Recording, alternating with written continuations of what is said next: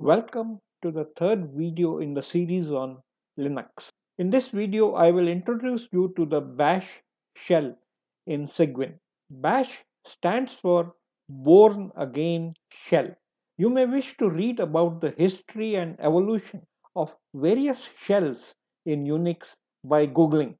In this sequence of videos, you will learn the command line in Unix/Linux and be up and running utilizing powerful techniques, tips, and tricks to make your life easier in no time. You will not be a Unix grandmaster at the end, but you will be armed with the right knowledge and skills to become more productive and efficient in using the computer to do useful work for you. Over a period of time, you will find that your productivity has increased many folds. Unix is similar to Lego. The creators of Unix/Linux gives us a set of building blocks which you can put together, connect it with pipes. Yes, pipes, which is a technical term to be explained later. And it is up to you to be creative and logical and assemble these blocks to virtually any programming task you can imagine. A natural question you may ask is, why bother learning the command line? After all, graphical user interface is much easier and I can already do most of what I need there. To a certain extent, you would be right, and by no means you should ditch the GUI. Some tasks are better suited to a GUI. Word processing and video editing are great examples. At the same time, some tasks are more suited to the command line. Data manipulation, reporting, and file management are some good examples. Some tasks will be just as easy in either environment. Think of the command line as another tool you can add to your belt. As always, pick the best tool for the job.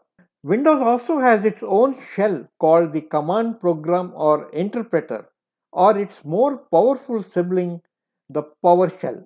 In today's competitive job market, it is advisable to be comfortable using both Bash for Linux and PowerShell for Windows.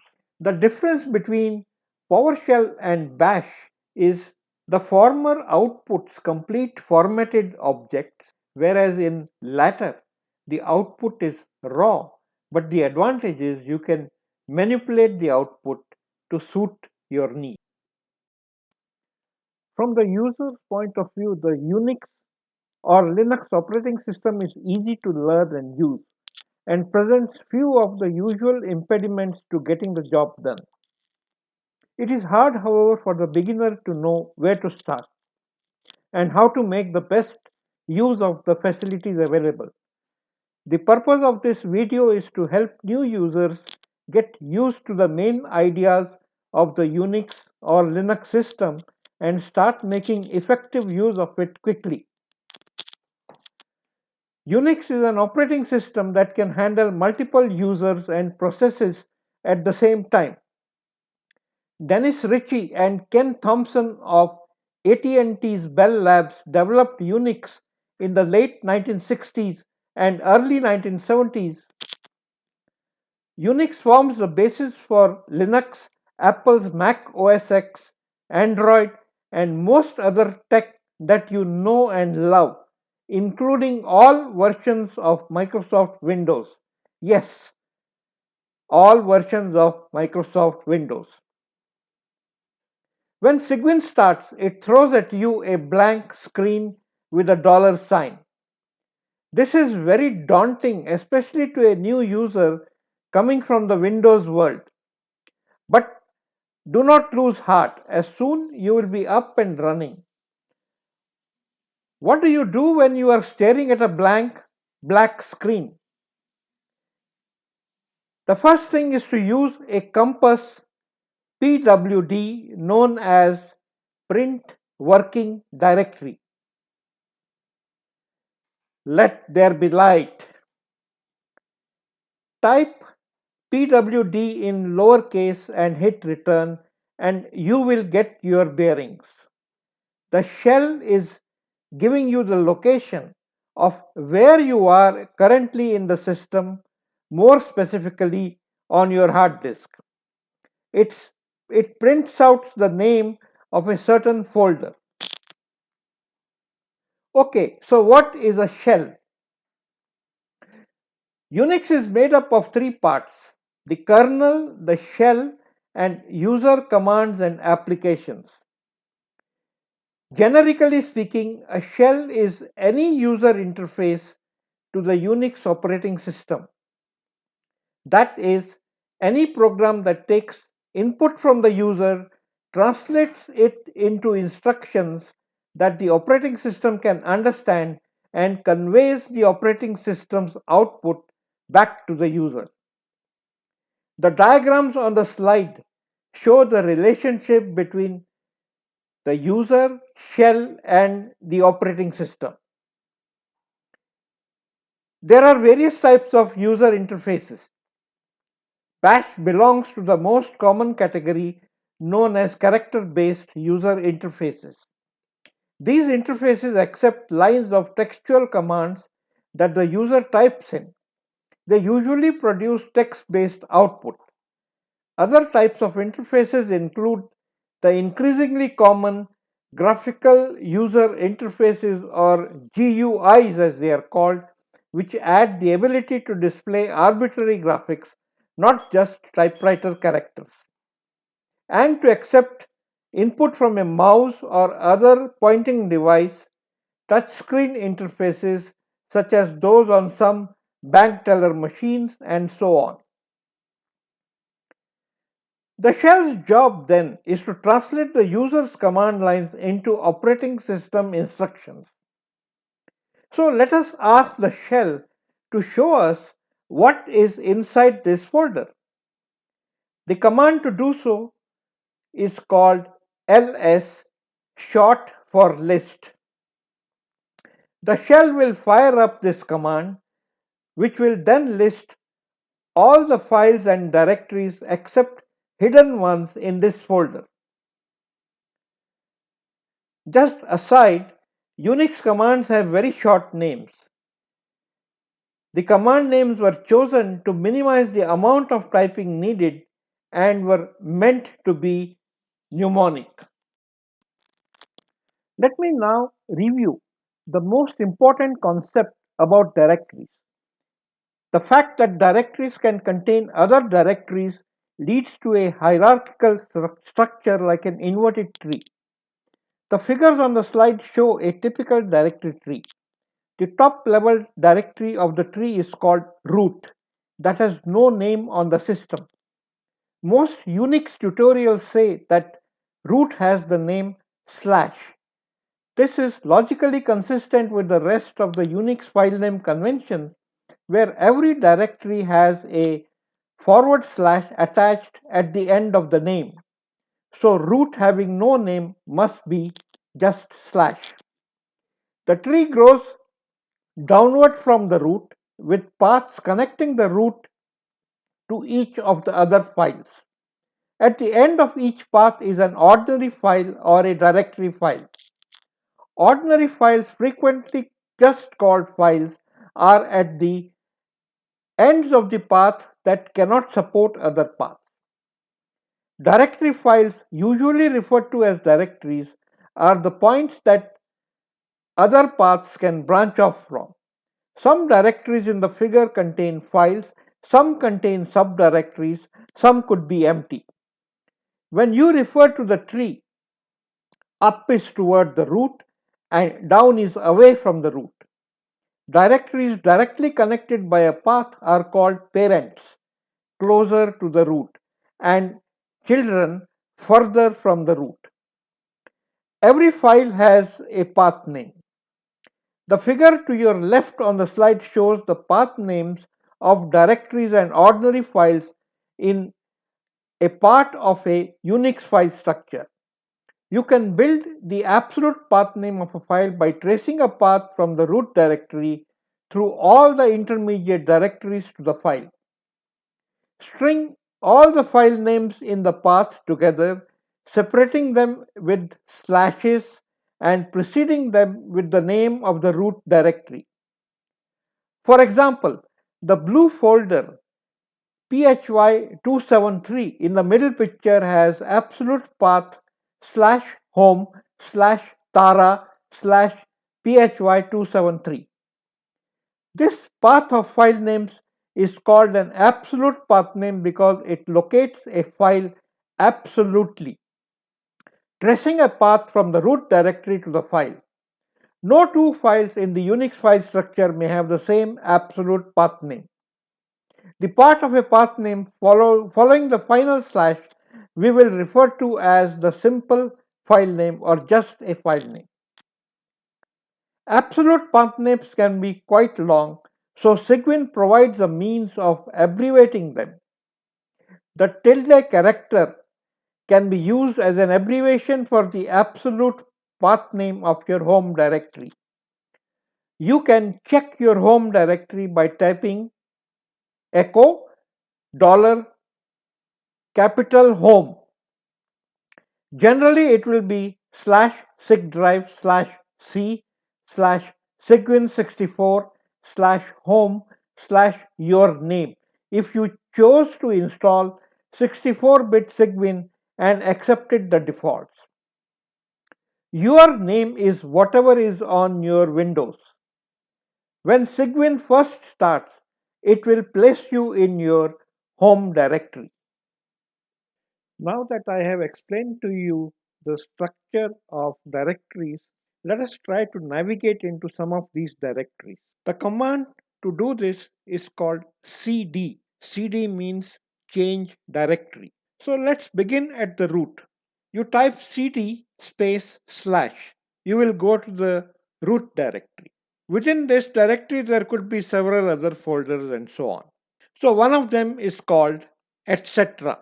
So if you do cd space slash etc, you will move to the etc directory. A very important directory within the root is called bin.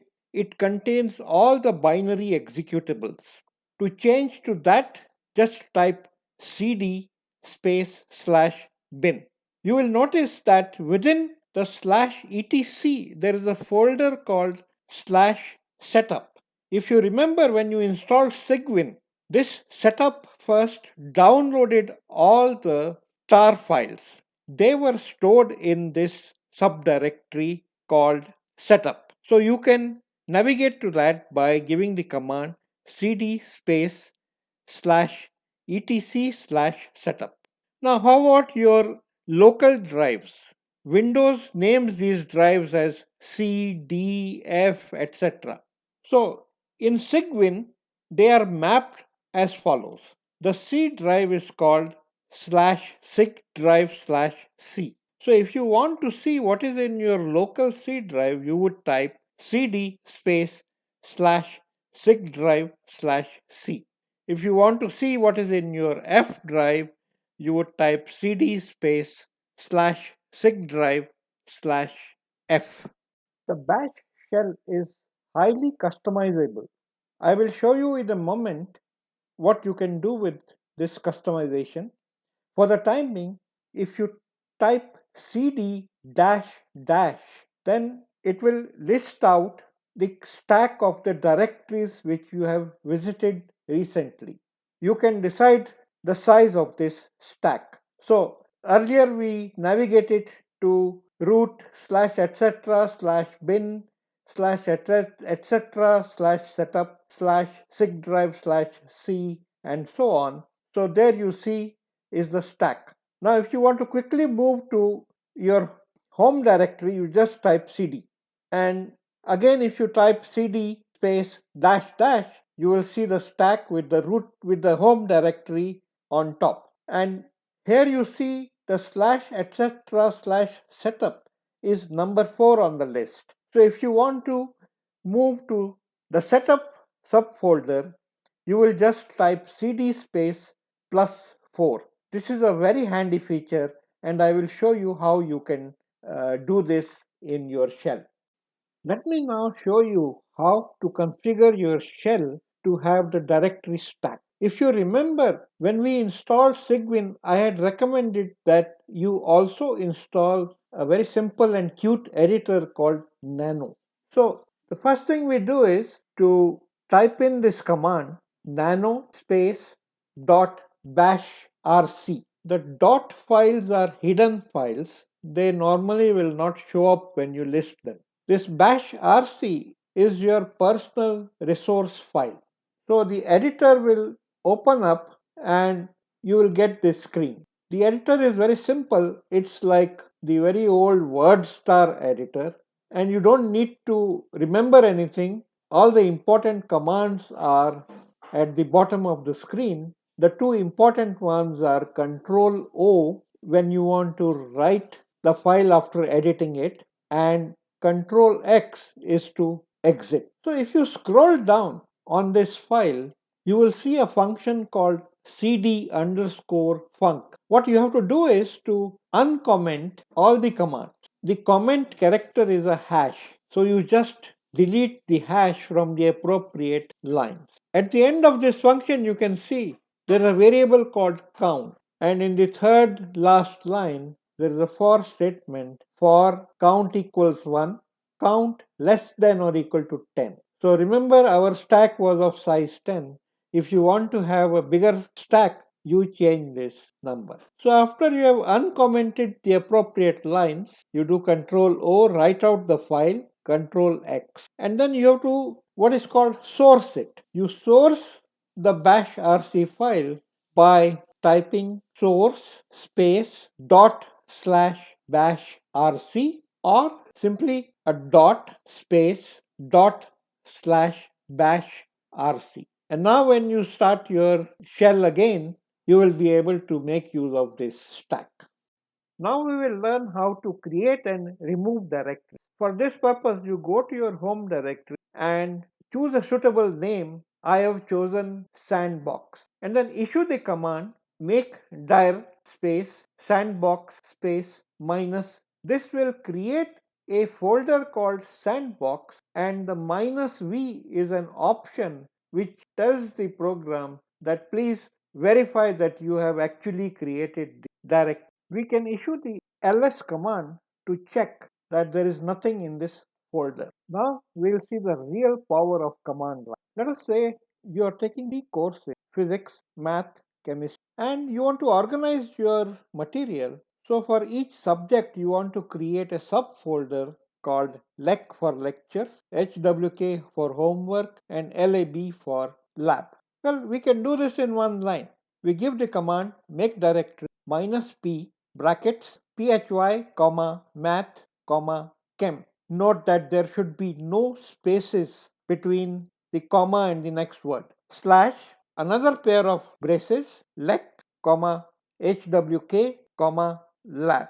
So let me explain this command. Firstly, the option minus p tells the program that creates the parent folder if it does not exist. So since physics, maths, chemistry are going to be parent folders, they will be created. And then the brace expansion works like this. The folder physics is created, and then the next braces will expand, and in the folder physics there will be three subfolders called lec, homework, lab. Ditto for math and chemistry. We can see that the folders have been created by issuing the command ls space minus 1a. The 1 says show me the output in one column, and a says show me all in this folder sandbox. So you see there is a dot directory which is the sandbox directory, there is a double dot which is the parent directory, and then there is chem, math, physics in alphabetical order.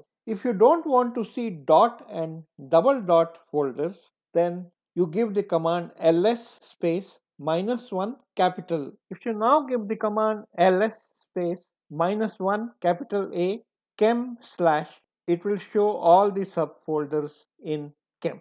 Now there is a beautiful utility called this is not installed by default. So check the video on installation of Cygwin and go back and install this program called tree in Cygwin. Then when you give this command tree, the output will be shown in a nice tree-like structure, and you can see there is the chemistry folder and then homework, lab, lecture subfolders, likewise math folder, homework, lab, lecture, and physics, homework, lab, lecture. So now let us say you are in your final year of school and you are looking for jobs. So you want to organize your material and you want to create a folder called job hunting, and it will contain subfolders which will have applications, letters of recommendations, offers, and your curriculum vitae.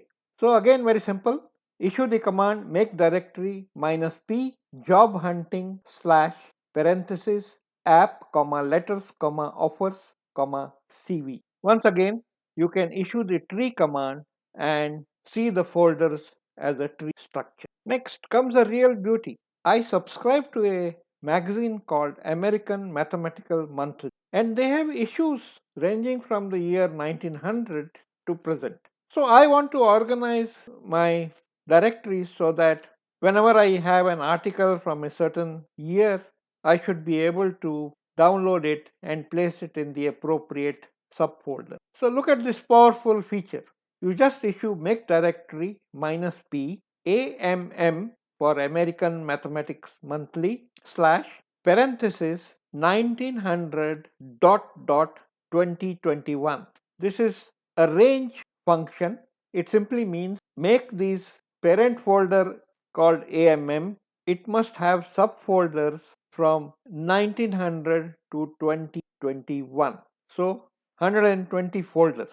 Then slash month-wise in parenthesis January up to December. So in one swoop, it has created 1604 directories. And when you give the tree command, the screen will simply fly by very fast, and you won't be able to see all the folders obviously. Try doing this thing in a GUI and best of luck. So here I am showing you the listing of the year 2020 subfolder, and it lists alphabetically all the subfolders beginning with April, August, December, so on up to September. Well, we would like to see the listing in alphabetical order, not in alphabetical order, but in our usual January, February order. So here I am showing you the use of the stream editor set command, which is essentially one line, and when you do that, you will see the listing in the normal order. We have finished with the experiment of creating directories. Let us now remove these directories. The command to do that is rm for remove. The optional parameter is -r. It means remove things recursively. So let us first remove the job hunting folder. So the command is rm space -r space job hunting slash, and I have set my bashrc file to prompt me before deleting. So that is why you see the prompt asking me should I remove directory app, should I remove directory, and there is another option to the remove command -I. This will not prompt you for all the files which are to be deleted. It will ask you only once.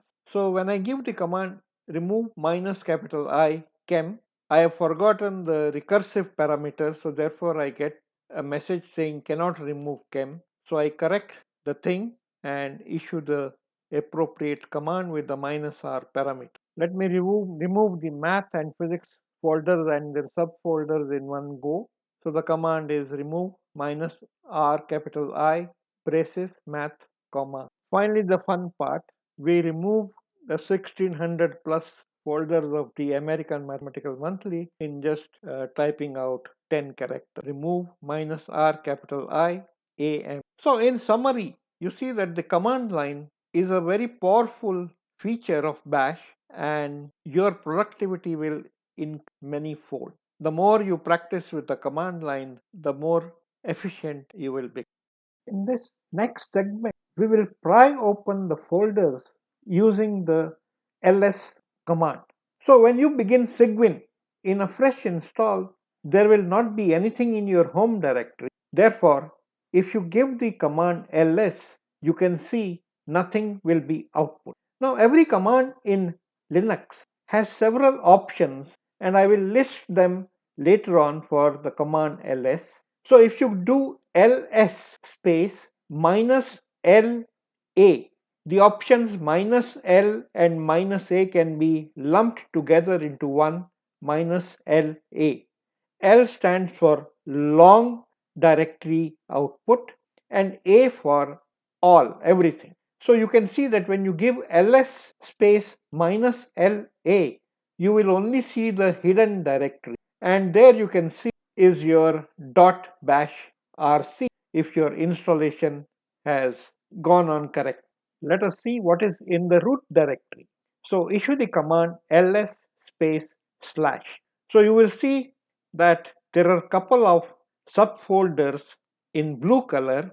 So there is this SIG drive folder which will contain your local drives, the etc folder which I talked about earlier, and the bin folder which also I talked about earlier. Using the LA option, you can see a long listing. So let us see what is in the etc directory, ls space slash etc with options minus LA. As you can see, there are lots of subfolders in this, and one of them is the setup folder. The shell provides us with lots of filters. I will be talking about filters in the next video, and one of the very useful filters is called the utility less. Basically, you are telling the program, please slow down. I don't want to see everything. I want to see less, one screen at a time. So we will see the setup folder once again, and the command you give is ls space slash the path to the folder, and then there is a vertical bar just above the enter key on your keyboard, and if you press that shift vertical bar and then type less, then you will see one screen at a time, and the screen will stop with a colon. When you are done viewing the screen, you can press the space bar and you will be. Finally, let's have a look at slash etc slash bin folder. If I remove the pipe to the less filter, you will see the last screen. These are files beginning with the letter Z. Two other useful filters are known as head and tail. If you pipe the output of ls through the head filter, you will see only the first 10 lines of the output. And if you pipe it through the tail filter, you will see only the last 10 lines. Let me now spend some time options. So I will talk about the options for the ls command. Most Unix commands take several options. You don't have to memorize all these options because there is always help available. There are three ways you can get help. Simplest is if you type ls dash dash help, you will get a brief help screen. If you want more detailed help, then there are two commands.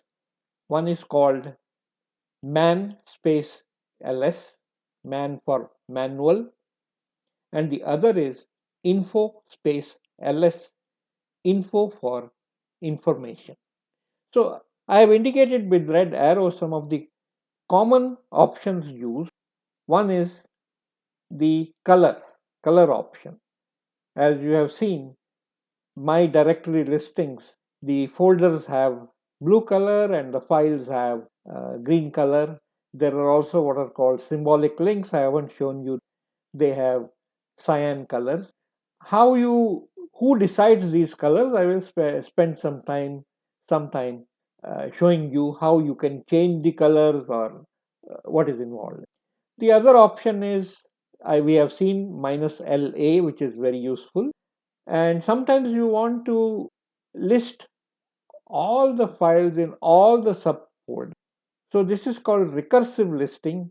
That is the third red arrow from top, ls space minus capital R. And finally, there is a useful option called minus ls space minus. This is used when you want to see, for example, which are the latest files in your folder time wise.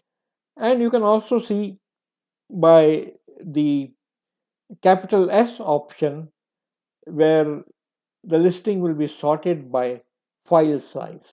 This way, you can check which files are occupying more and so on. Those the options for here. The useful ones are where you want to list the directories only, and minus capital L. That is very useful. Your directory structure is very so. With the option minus L space 1, you are telling the tree program that show me the main directories in the uh, present working directory. If you do minus L space 2, you will see the main directories as well as some subdirectories if there are any. And minus L space 5 will go very. Finally, this screen shows a typical help screen when you issue the command, for example, ls dash dash help.